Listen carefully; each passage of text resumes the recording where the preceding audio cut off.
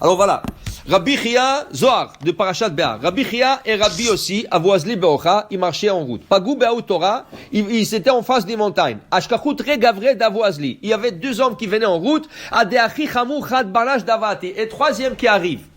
Maintenant, ils voient que le monsieur qui arrive, il s'adresse aux deux. Ça fait 2 jours que je n'ai pas mangé, je suis perdu dans ce coin. S'il vous plaît, donnez-moi quelque chose à manger. Il y avait un, il est parti dans son sac, il a dit, viens, on va lui partager. Il dit, non, ne donne pas. Nous aussi, on a besoin de sortir de ce coin, on ne sait pas comment sortir. Attends. Il dit, non, écoute, il a faim, ça fait 2 jours qu'il n'a pas mangé, je ne veux pas qu'il meure. Alors, il lui a coupé son sandwich en 2, il lui a donné. Top. Il lui a donné, l'autre, il le a remercié, il est parti. Ken? Rabbi Chia, il dit à Rabbi aussi, viens, nous aussi, on participe. Viens, ce monsieur qui vient de partager son pain, on va lui donner aussi, comme ça il pourra. Il dit, non. Si tu lui donnes le pain, toi, tu lui enlèves de son mérite. Il a fait de la tzedaka maintenant. Il a un mérite maintenant à la tzedaka. Parce qu'il sait même pas comment il va s'en sortir du coin, là-bas. Et il a partagé son pain, il a un mérite. Il dit, ne donne pas, laisse-le, mais on le surveille.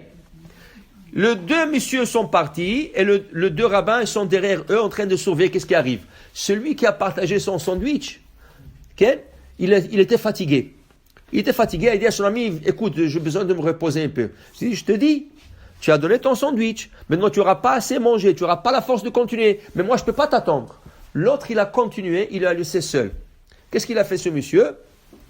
Il est resté, il a senti son sandwich, il voulait manger. Alors le Rabbi Chia a dit, non, le donne pas, laisse-le, on regarde seulement, on regarde qu'est-ce qui va arriver. Donc, qu'est-ce qui est arrivé? Il s'est assis à se reposer, il s'est endormi, c'est ça?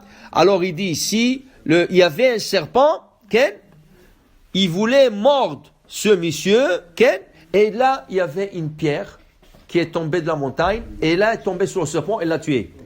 Alors, le monsieur qui a partagé son pain avec le pauvre, il a été sauvé. Pourquoi, dit Rabbi Jean, dit le Zohar, pourquoi? Parce qu'il a fait la tzedaka. Il a fait la charité. Okay? La charité, c'est pas toujours de l'argent. Si quelqu'un a faim et tu lui donnes à manger, c'est la charité. C'est la meilleure charité. C'est la meilleure charité. Parce que là, tu revis la personne. Alors, il lui a dit, il lui a dit, tu vois, si tu lui aurais donné, tu aurais compensé le pain qu'il a donné aux pauvres, tu l'aurais enlevé le mérite. Tu comprends? Alors quand tu donnes la tzedaka et quelqu'un vient te dire, combien tu as donné? Tu as donné $20, tiens $20. Non. Moi, tu veux m'enlever la mitzvah? Tu peux pas m'enlever la mitzvah. Ça veut dire ne m'enlève pas la mitzvah. Okay? La même chose. Si tu as donné la mitzvah, l'argent, comme charité, et après tu dis, tu sais, celui-là, il a l'air d'un charlatan. C'est dommage que je lui ai donné. Ne dis pas ça. Tu lui as donné, c'est fini. Si tu dis ça, tu viens de perdre ton mérite. Quand tu fais une mitzvah, ne regrette pas. Quand tu fais une mitzvah, ne cherche pas de partenaire. Fais-la et tu as tout le mérite. Tu as tout le mérite pour toi. Voilà. Alors, voilà, ici, qu'est-ce qui est arrivé? Ce monsieur a été sauvé. Alors, voilà pourquoi. Parce qu'on dit, Uzdaka tatsil mimavet. Car la tzedaka sauve même de la mort sûre. Qui c'est qui a dit ce verset? Rabbi Akiva. C'est le maître de Rabbi Shimon Bar Yochai. Comment il a dit Rabbi Akiva? Rabbi Akiva, il passait un jour dans le chouk. Et dans le chouk du Talmud à l'époque, il y avait des sorcières. Des femmes qui lisaient le café, les cartons anciens et tout ça. Une femme vient voir Rabbi Akiva, il dit, vous avez une fille que vous allez marier bientôt? Il dit oui. Il dit, vous savez qu'elle va mourir le soir de son mariage? Il dit, oui. Rabbi Akiva, il dit, Hashem Gadol. Hashem Gadol. Mais ça lui a fait un peu peur. Donc, quelques mois plus tard, effectivement, sa fille était sur la choupa. Alors, Rabbi Akiva, toute la nuit, il surveillait sa fille. Il lâchait pas les yeux sur la fille. Et Baruch Hashem, le mariage s'est bien passé.